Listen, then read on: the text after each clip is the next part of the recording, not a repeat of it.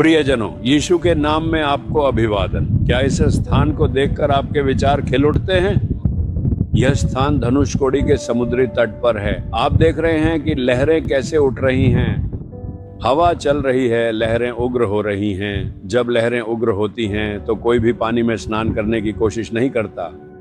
यहाँ तक कि मछुआरे भी इस क्षेत्र में मछली पकड़ने की हिम्मत नहीं करते, क्योंकि तेज हवा के कारण यहाँ बड़ी बड़ी लहरें उठती हैं। लहरों को देखिए, जब वे ऊंची उठती हैं और किनारे की ओर बढ़ती हैं तो यह लोगों को डराती है, लेकिन जब यह किनारे तक पहुंचती है तो वापस लौट जाती है। बस इतना ही। प्रभु ने इसके लिए एक सीमा निर्धारित की है। अय्यूब की पुस्तक अध्याय 38 वचन 11 में इसी बात का उल्लेख है। यहीं तक आ और आगे ना बढ़, और तेरी उमंडने वाली लहरें यहीं थम जाएं। प्रभु ऐसा कहते हैं। वह समुद्र को देखता है और कहता है, यहाँ तक तो आ सकता है लेकिन इससे आगे नहीं। क्या आपको लगता है कि कोई इंसान इन लहरों को प्रभु की तरह रोक सकता है? नहीं, इंसान इन्हें नहीं रोक सकता। क्या सुनामी की लहरों ने शहरों में पानी नहीं भर दिया था और तबाही नहीं मचाई थी? क्या आपको लगता है कि कोई उन्हें यह कहकर रोक सकता है, यहीं रुक जाओ, आगे मत आओ? इन्हें विशाल दीवारें बनाकर भी नहीं रोका जा सकता। एक बार जब सुनामी की लहरें उग्र होकर जमीन तक पहुंचती हैं तो वे मजबूत ब्रिज को भी बहा देती हैं। वे पानी की घनता के कारण गायब हो जाएंगी। इसी तरह जब लहरें उग्र होती हैं तो कोई भी उनका सामना नहीं कर सकता। आपसे अपनी जान बचाने के लिए भागने को कहा जा सकता है, लेकिन आप लहरों का सामना नहीं कर सकते। समुद्र की लहरें इतनी शक्तिशाली होती हैं। ठीक उसी तरह समस्याएं भी आपके जीवन में आ सकती हैं। कोई ना कोई समस्या या संघर्ष बार बार खटखटाहट देता रहता है। ये बार बार समुद्र की लहरों की तरह उग्र होकर आता है ताकि आपको हमेशा के लिए नष्ट कर दे। वह समस्या क्या है? आपके व्यक्तिगत या आत्मिक जीवन में कोई पीड़ा हो सकती है।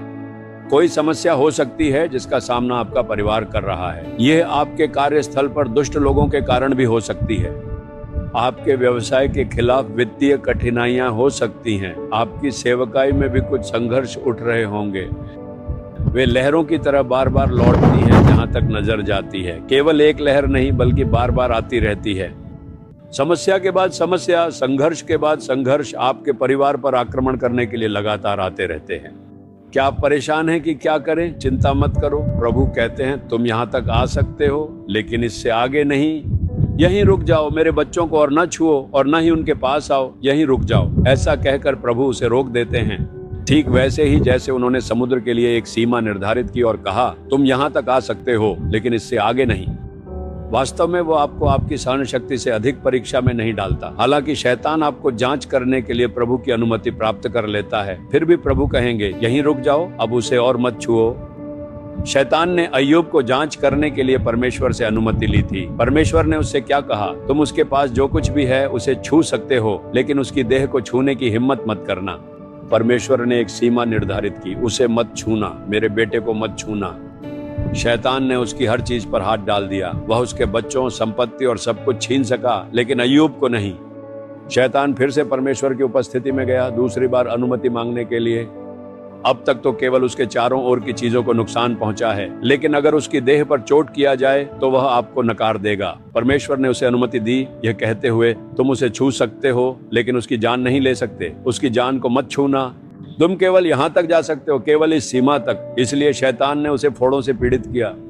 शैतान जिसने अय्यूब के बच्चों की जान ले ली थी, अय्यूब को छू भी नहीं सका, क्योंकि प्रभु ने एक सीमा निर्धारित कर दी थी। इसी तरह आज आप भी समस्याओं, संघर्षों और कष्टों से गुजर सकते हैं जो आपको धमकी देते प्रतीत होते हैं। लेकिन प्रभु कहेंगे, यहीं रुक जाओ, आगे मत बढ़ो या और मत छुओ। वे मेरा परिवार और मेरे बच्चे हैं। तुम्हें केवल इसी सीमा तक उसे नुकसान पहुंचाने की अनुमति है। इसी तरह प्रभु उसे रोक देते हैं। उन्होंने एक सीमा निर्धारित कर दी है। कोई भी समस्या आपको पराजित नहीं कर सकती।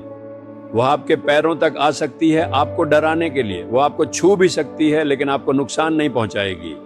वह केवल पीछे हट जाएगी। डरिए मत। समुद्र की लहरों को याद कीजिए, इस शास्त्र को याद रखिए। वह आपको आपकी सामर्थ्य से अधिक परीक्षा में नहीं डालते और न ही शैतान को एक सीमा से आगे बढ़ने देते हैं। वह कहते हैं, बस यहीं तक, डरिए मत। जैसा आप डरते हो वैसा कुछ नहीं होगा। कोई हानि या विनाश नहीं आएगा। ऐसा लग सकता है कि वह पास आ रहा है लेकिन वह रुक जाएगा। प्रभु कहते हैं, मेरे बेटे, मेरे बेटी, डर मत। मैंने हर समस्या के लिए एक सीमा निर्धारित कर दी है। वे आपको उस सीमा से आगे नुकसान नहीं पहुंचा सकते। यह प्रभु का वादा है, इसलिए विश्वास के साथ कहिए, प्रभु आप वही परमेश्वर हैं जिन्होंने समुद्र के लिए एक सीमा निर्धारित की और कहा, यहीं तक आ और आगे न बढ़। मेरे जीवन में उठने वाली समस्याओं और कष्टों के लिए सीमा निर्धारित करने और मेरी रक्षा करने के लिए धन्यवाद। कोई भी समस्या या संघर्ष मुझे छू या नुकसान नहीं पहुंचा सकता। आपने उसके लिए एक सीमा निर्धारित कर दी है। वह उस सीमा को पार करके मुझे नुकसान नहीं पहुंचा सकता। उसके पास पीछे हटने के अलावा कोई और विकल्प नहीं है। हम यह यीशु के नाम में मांगते हैं, आमीन आमीन। Jesus redeem Hindi YouTube channel को सब्सक्राइब करें। सब्सक्राइब बटन पर क्लिक करें और बेल आइकन को भी क्लिक करके हर दिन की नई कार्यक्रमों की जानकारी प्राप्त करें।